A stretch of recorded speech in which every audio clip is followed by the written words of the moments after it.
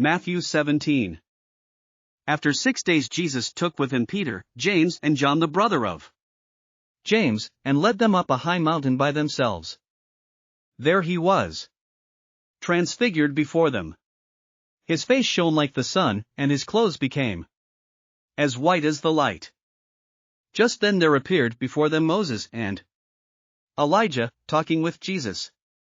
Peter said to Jesus, "Lord, it is good for us to be here. If you wish, I will put up 3 shelters, one for you, one for Moses and one for Elijah." While he was still speaking, a bright cloud covered them, and a voice from the cloud said, "This is my son, whom I love, with him I am well pleased. Listen to him." When the disciples heard this, they fell face down to the ground, terrified. But Jesus came and touched them. "Get up," he said. "Don't be afraid." When they looked up, they saw no one except Jesus. As they were coming down the mountain, Jesus instructed them, "Don't tell anyone what you have seen, until the Son of Man has been raised from the dead." The disciples asked him, "Why then do the teachers of the law say that Elijah must come first?" Jesus replied, "To be sure, Elijah comes and will restore all things. But I tell you, Elijah has already come, and they did not recognize him, but have done to him everything they wished. In the same way the Son of Man is going to suffer at their hands." Then the disciples understood that he was talking to them about John the Baptist. When they came to the crowd, a man approached Jesus and knelt before him. "Lord, have mercy on my son," he said. "He has seizures and is suffering greatly.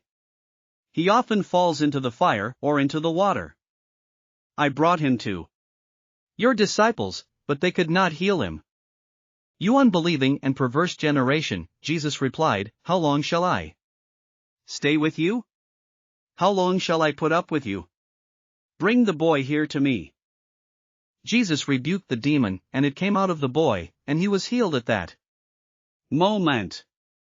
Then the disciples came to Jesus in private and asked, "Why couldn't we drive it out?" He replied, "Because you have so little faith. Truly I tell you, if you have faith as small as a mustard seed, you can say to this mountain, 'Move from here to there,' and it will move. Nothing will be impossible for you." When they came together in Galilee, he said to them, "The Son of Man is going to be delivered into the hands of men. They will kill him, and on the 3rd day he will be raised to life." And the disciples were filled with grief. After Jesus and his disciples arrived in Capernaum, the collectors of the 2 drachma temple tax came to Peter and asked, "Doesn't your teacher pay the temple tax?" "Yes, he does," he replied. When Peter came into the house, Jesus was the first to speak. "What do you think, Simon?" he asked. "From whom do the kings of the earth collect duty and taxes, from their own children or from others?" "From others," Peter answered. "Then the children are exempt," Jesus said to him. "But so that we may not cause offense, go to the lake and throw out your line.